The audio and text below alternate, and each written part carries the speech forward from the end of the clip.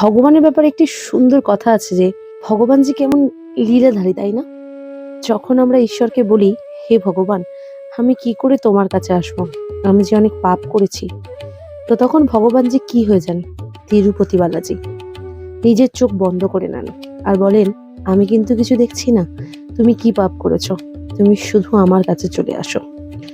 আর যখন আমরা ঈশ্বরের একবার নাম নিই, তখন ভগবান যে কি হয়ে যান, জগন্নাথজি নিজের চোখ বড় বড় করে বলেন, কে আমায় ডাকছে, কোথা থেকে ডাকছে, ওকে আমার কাছে নিয়ে আসো।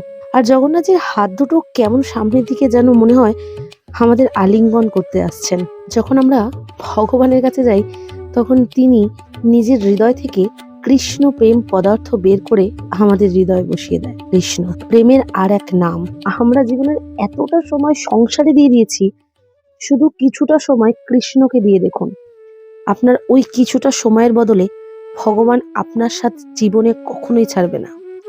এই হচ্ছে প্রেম। তো বলো, এরকম ভগবানকে কেন ভালোবাসবো না? কি করে শ্রীকৃষ্ণের প্রেম থেকে নিজেকে দূরে রাখবো?